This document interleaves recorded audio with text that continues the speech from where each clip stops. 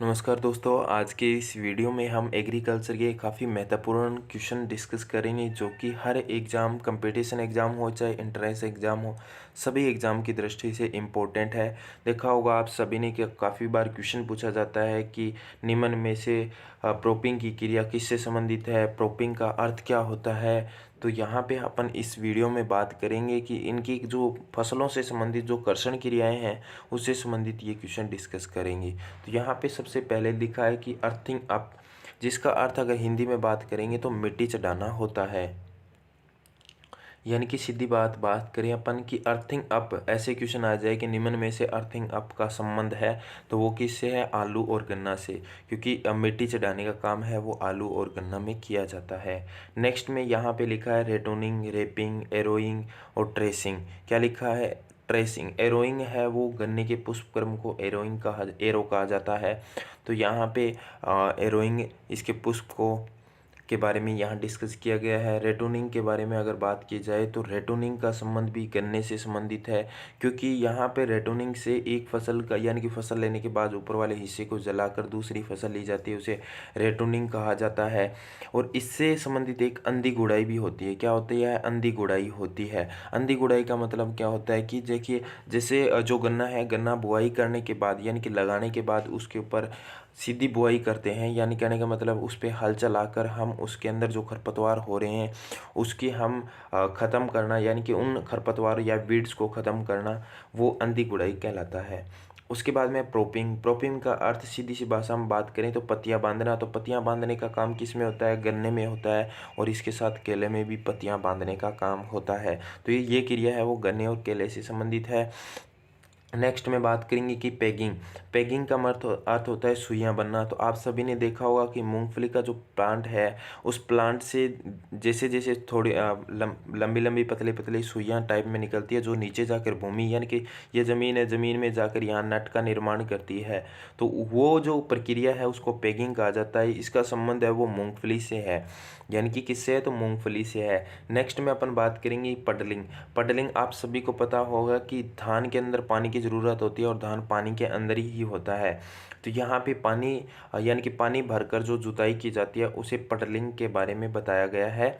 उसके बाद में ब्रशिंग, यानी कि ब्रशिंग क्या होती है, तो ब्रशिंग है वो भी धान से संबंधित है। इसका मतलब क्या होता है कि धान जो खड़ा धान होता है उसके अंदर हल चलाकर अधिक पौधे होते हैं, यानी कहने का मतलब है जो इनकी डिस्टेंसिंग होती है।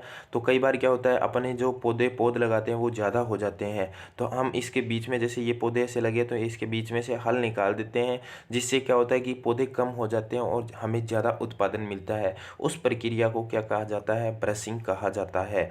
उसके बाद में बात करेंगे जिनिंग। तो जिनिंग की प्रक्रिया क्या होती है, जिनिंग की प्रक्रिया होता है बीज और रेशे को अलग करने की प्रक्रिया है वो जिनिंग कहलाती है। जैसे अपन ने जो कपास होती है, कपास के अंदर अपन रुई अलग कर लेते हैं और उसका बिनोला है वो अलग कर लेते हैं, उस प्रक्रिया को जिनिंग कहा जाता है। तो जिनिंग का संबंध किससे है, तो वो है कपास से संबंधित है। नेक्स्ट में अपन बात करेंगे कि रेटिंग। रेटिंग का अर्थ क्या होता है, रेशे प्राप्त करना। देखिए रेशा किस किस से प्राप्त होता है, हमें अलसी, सनई और जूट से प्राप्त होता है। अलसी के अंदर देखिए जो रेशा है वो उसकी फसल को गलाकर रेशे को अलग किया जा सकता है। तो रेटिंग का अर्थ यानी कि शब्द से पता चल रहा है रे से रेटिंग और रे से रेशा प्राप्त करना, यानी कि जूट से और अलसी से होगा।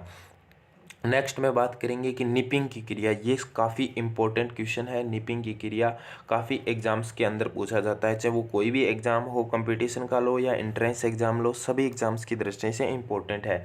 तो निपिंग की क्रिया बात करेंगे तो पैदावार को बढ़ाने के लिए, यानी कहने का मतलब है जो ये चने के पौधे हैं, तो चने के पौधे को ज़्यादा पैदावार लेने के लिए जो पौधा है वो 20 सेंटीमीटर का हो जाने पर, यानी कि 20 सेंटीमीटर का हो जाने पर या 35 दिन का पौधा हो जाने पे, ये जो निपिंग की क्रिया है वो चने में होती है, मुख्य रूप से चने का ही होता है।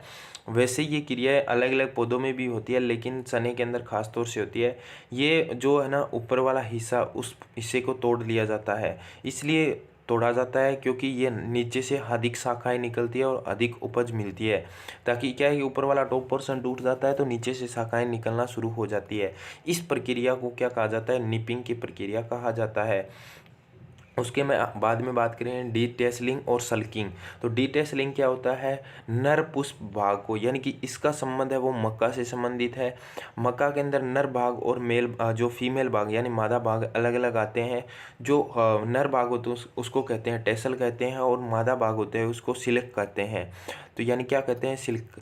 तो यहाँ पे नर भाग को हटाने की क्रिया को डीटेसलिंग कहा जाता है और मादा भाग को हटाने की क्रिया को सिल्किंग कहा जाता है। तो इन दोनों का संबंध किससे है, तो वो मक्का से संबंधित है। उसके बाद में बात करेंगे टॉपिंग, डीसकरिंग, प्राइमिंग, क्यूरिंग। ये प्रक्रियाएं क्या होती है, ये तम्बाकू के अंदर होती है। इन प्रक्रिया के माध्यम से जो तम्बाकू होता है इसकी ऊपरी पत्तियां तोड़ना, मध्य वाली पत्तियां तोड़ना, पूरे प्लांट को तोड़ना, ये सारी प्रक्रियाएं क्या होती है, तम्बाकू से संबंधित होती है। तो आज की इस वीडियो में काफ़ी इंपॉर्टेंट टॉपिक है, लगभग एग्जाम की दृष्टि से एक क्वेश्चन जरूर ही जरूर आता है। तो आज की वीडियो आप सभी को कैसे लगी कमेंट करके ज़रूर बताना। और आप सभी दिल्ली का पढ़ना चाहते हो तो चैनल पर नए हो तो चैनल को ज़रूर सब्सक्राइब करना और ऑल नोटिफिकेशन ऑन कर लेना ताकि दिल्ली की अपडेट मिलती रहे। तो मिलते हैं नई वीडियो के साथ, तब तक जय हिंद, वंदे मातरम।